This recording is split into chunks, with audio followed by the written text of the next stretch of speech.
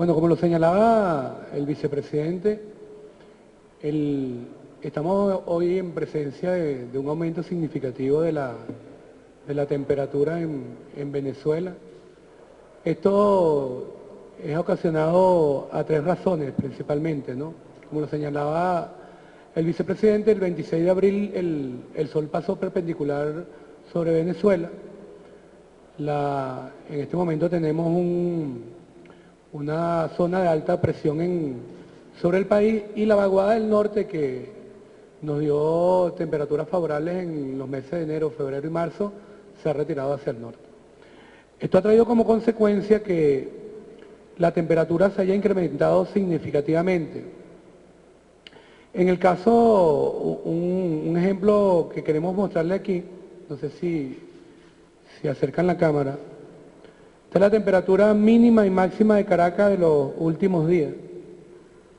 Entre el 26 de este mes y el 27 hemos pasado de 29 grados a 35 grados, es decir, alrededor de 5 grados ha aumentado la temperatura con el efecto que esto trae. De igual manera, en todas las regiones del país, como lo señalaba el vicepresidente, ya en el caso del estado Zulia, la temperatura, la sensación térmica, ayer estuvo en 45 grados, hoy está alrededor de 48 grados. Y todo este es producto del fenómeno climático que nos iba afectando del año pasado. El año pasado tuvimos el año más seco de los últimos 60 años. Como ustedes saben, eso afectó el ciclo de llenado de Guri. Y en agosto se tomaron una serie de medidas que nos permitieron llegar en condiciones óptimas el día de hoy, ¿no? Aquí le queremos mostrar en rojo, ustedes ven el comportamiento 2009-2010 del embalse, que fue cuando hubo la crisis, y en azul ven el comportamiento 2014-2015 de los niveles del embalse. Como pueden apreciar, a pesar de que habían unos 5 metros de diferencia entre el 2009 y 2014, cuando estábamos en agosto, las medidas que se tomaron, que tomó el presidente Nicolás Maduro y todo el gobierno nacional, nos permitieron que de agosto a diciembre mantuviéramos el mismo nivel del embalse. Y el periodo de caída natural del embalse, la pendiente la disminuimos significativamente. Una buena noticia, la pendiente de marzo a abril en promedio histórico es unos 14 centímetros diarios. Ya hace más de 15 días la pendiente ha subido a 8. El aporte del río Caronilla está sobre los 2.000 metros cúbicos sobre segundo. Venimos del 1 de abril por debajo de 1.000 metros. Y este comportamiento nos ha permitido tener el embalse en un nivel de 252 metros sobre el nivel del mar. No es el mayor nivel histórico del embalse, pero es un nivel operacional que nos permite operar con eficiencia el embalse. ¿Cuál es el problema que se nos está presentando hoy? No es el nivel del embalse de Guri, sino que de Guri ustedes saben que no puede ser transferida hacia el occidente todo lo que se genera por la diferencia de tensiones que nos impiden por la línea de transmisión de 765. Hoy se nos está concentrando la demanda en el eje occidental, el eje de Lara, Zulia, y comienza también la demanda a subir significativamente en los estados orientales, Anzoátegui, Sucre y Monaga. Este hecho ha traído como consecuencia que en una semana la demanda del sistema eléctrico haya subido 1.500 megavatios. Es decir, pasamos de una demanda alrededor de los 16.800 megavatios el lunes de la semana pasada, ya una demanda sobre los 18.300 el día de hoy. En esas condiciones el sistema comienza a tener problemas de estabilidad.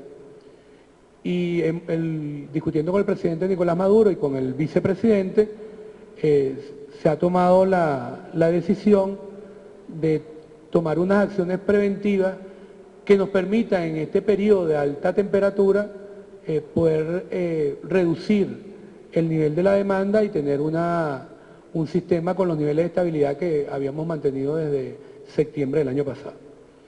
Esas decisiones ya nombradas por el vicepresidente, la primera es que el sector público, ahorita voy a leer las excepciones, en su gran mayoría va a pasar a hacer horario corrido de 7:30 a 1 p.m., excepto, por supuesto, todo el área de educación, salud, producción y distribución de alimentos, producción y distribución de agua potable y energía eléctrica, producción y distribución de hidrocarburos y sus derivados, gas y otros combustibles, seguridad ciudadana, cuerpos policiales y de protección civil, recolección y tratamiento de desechos sólidos, administración tributaria y aduana, transporte público terrestre, aéreo y marítimo, así como el control de tráfico aéreo, servicios de correo, telecomunicaciones y por supuesto toda la parte de información pública, informativos de radio y televisión pública, así como la banca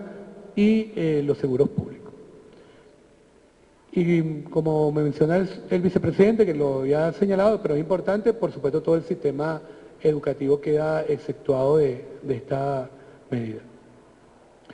Además de ello, vamos a comenzar una serie de fiscalizaciones e inspecciones al sector público para verificar la aplicación de la resolución número 77, que debe haber producido una disminución del 20% del consumo en el sector público. Y la verificación que en los horarios de punta, que son de 12 a 2 de la tarde y de 6 a 10 de la noche, se estén utilizando los mecanismos de autogeneración. Al sector privado hacemos una invitación a revisar su eficiencia en el consumo eléctrico, especialmente centros comerciales, hoteles, comercio, y vamos a comenzar igual nuestras fiscalizaciones e inspecciones para verificar la aplicación de la resolución número 35, que los obliga a una disminución del 10% del consumo y la autogeneración en las horas pico de 12 a 2 p.m. y de 6 a 10 de la tarde, a 10 de la noche. Además de estas acciones es importante que los venezolanos entendamos que este aumento brusco de la temperatura incide directamente en la demanda por la vía de los aires acondicionados. En Venezuela el 40% de la demanda es residencial. De hecho, como lo hemos dicho con anterioridad, en Venezuela la demanda residencial supera la demanda industrial y comercial. Y de ese 40%, el 32% son aires acondicionados. Un aumento de 5 grados de la temperatura, como hemos señalado, significa un aumento significativo de la demanda por la vía de los aires acondicionados.